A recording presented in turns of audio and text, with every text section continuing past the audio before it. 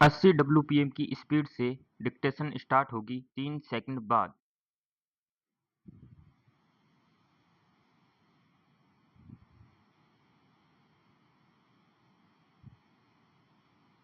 Start.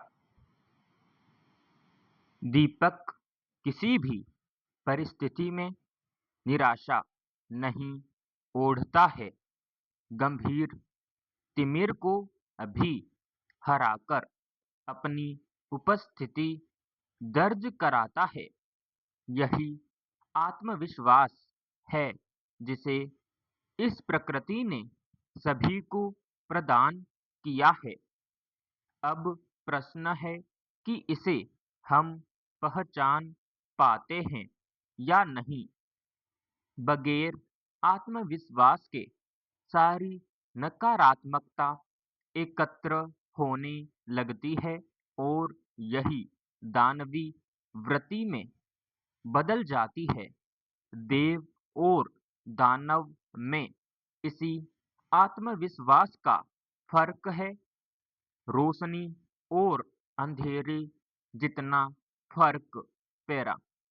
Deepak Prakash का पुंज है। उसकी लो सदैव ऊपर की ओर रहती है। ऊंचाई की ओर जाने का लक्ष्य ही प्रगति का आधार है। प्रगति की ओर अभिमुख होने पर अज्ञानता और मलिनता स्वयं भागने लगती है।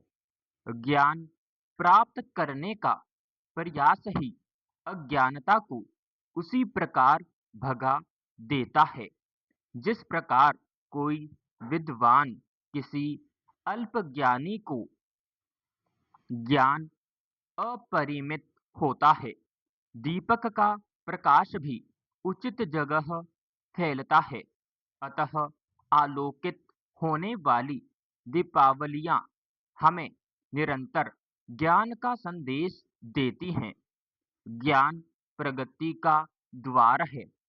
प्रगति भी तर्कसंगत प्रगति, ज्ञान सम्मत प्रगति।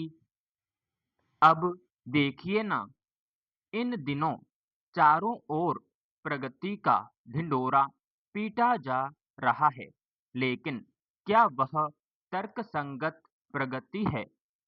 कहीं हम प्रगति की आड़ में भारी कीमत तो नहीं चुका रहे हैं?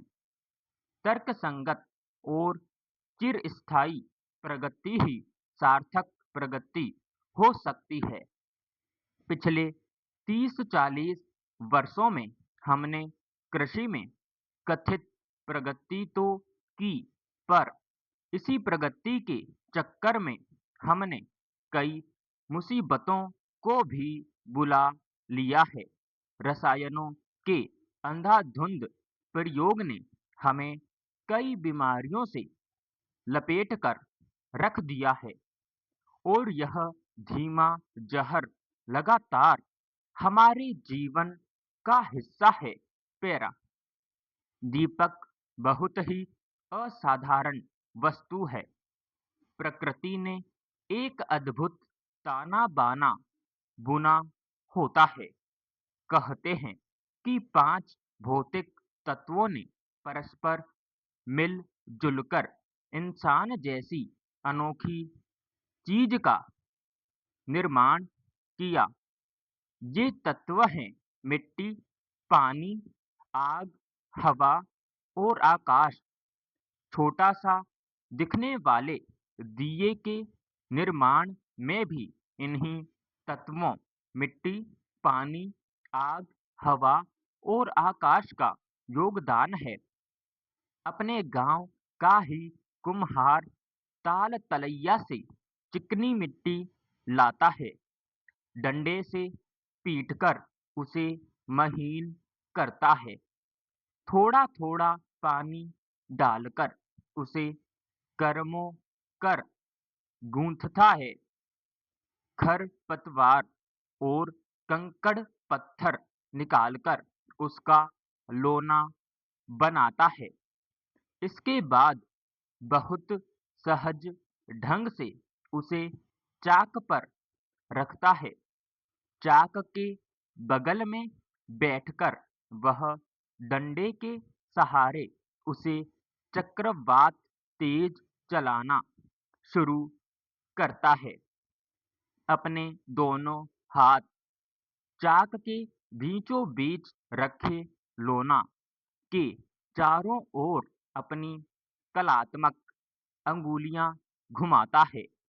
हीरा कुम्हार के मन की बात और उसकी अंगुलियों की करामात है कि वह एक निर्जीव चाक के माध्यम से बड़े बड़े घड़े बनाता है या छोटे छोटे दिए कुम्हार की अंगुलियों से होते हुए चाक पर रखा मिट्टी का लोंदा अपना सुसंस्कृत आकार ग्रहण करता है, समय के साथ सूखता है और फिर गर्म आंच में पकता है।